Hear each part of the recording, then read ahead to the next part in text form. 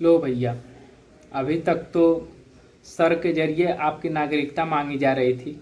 अब धर्माचार्यों लोगों को भी अपनी नागरिकता पेश करनी होगी कि वो धर्माचार्य हैं कि नहीं। स्वामी अविमुक्तेश्वरानंद को ये नोटिस जारी किया गया है कि आप बताइए कि आप शंकराचार्य कैसे लिख सकते हैं कि जो कि यह मामला सुप्रीम कोर्ट में लंबित। आपको पता ही होगा कि 2-4 दिनों से माघ मेले में क्या हो रहा है और क्यों चर्चा में बना हुआ है। साथ ही शंकराचार्य ने ये दावा किया है कि उनको पालकी से उतारने की कोशिश की गई, उनका अपहरण करने की कोशिश किया गया। उनके शिष्यों ने ये आरोप लगाया कि उनकी चोटियां पकड़ी गई, उनको घसीटा गया, उनको मारा गया, उनको डिटेन किया गया और साथ ही ये कहा गया कि वो जो दंड लेके चलते हैं उसको फेंकें और जाके पढ़ाई वढ़ाई करें। इस तरीके की बातें निकल के आ रही हैं।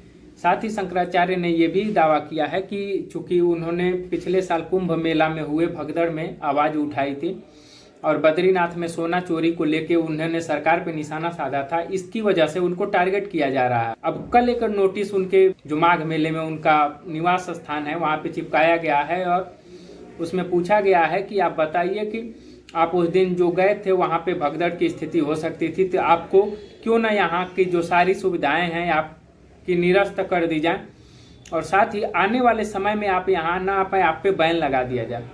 अब ये सरकार के अधिकारी ये कह रहे हैं और उधर के वो क्या कह रहे हैं धर्माचार्य उधर के वो शंकराचार्य क्या कह रहे हैं, तो वो कह रहे हैं कि ये तो भी अधिकार नहीं है कि वो मुझे ये कहे कि हम शंकराचार्य हैं कि नहीं हैं। ये केवल अधिकार उन 3 पीठों को है जो पश्चिम, पूर्व और दक्षिण में हैं और उत्तर के हम खुद हैं। तो इस तरीके की अब वाद विवाद पे ये घटनाएं आगे बढ़ती चली जा रही हैं। इसमें हो क्या रहा है, तो एक तरीके से जो सरकार है वो कह रही है कि शंकराचार्य राजनीति कर रहे हैं। शंकराचार्य कह रहे हैं कि राजनीति वाले लोग धर्म में दखल दे रहे हैं, हमको परेशान किया जा रहा है और मैं तब तक यहाँ से नहीं उठूंगा, इस धरने से नहीं उठूंगा जब तक कि जो अधिकारी हैं वो माफ़ी न मांग ले। और साथ ही उन्होंने उन अधिकारियों पे आरोप भी लगाया कि ये अधिकारी हमसे जातीय मामला में पढ़ के और हमसे बदला ले रहे हैं। उन्होंने ये भी कहा कि उन्होंने कई अधिकारियों की फोटो दिखाते हुए कहा। अब इस देश में एक तरीके से देखिए क्या क्या चीज़ें हो रही हैं। आप ये सोचिए कि अगर केवल यही चीज़ें जो हुई, अगर दूसरे की सरकार होती तो मंचों से क्या कहा गया होता। यानी अगर आप गेरुआ वस्त्र पहने हैं और आप राजनीतिज्ञ हैं तो आप किसी को लाठी भी मरवा सकते हैं, आपके समर्थन में लोग रहेंगे। और आप अगर गेरुआ वस्त्र नहीं पहने हैं, आप भगवा नहीं पहने हैं, तो आप पे जाति के नाम पे आप पे दूसरे धर्म के साथ होने का आरोप लगाया जा सकता है। और पिछली सरकारों पे लगा है, विपक्ष पे हमेशा लगता रहा है। जो आज बोल रहे हैं, जो पीड़ित हैं, ये लोग ही पहले ये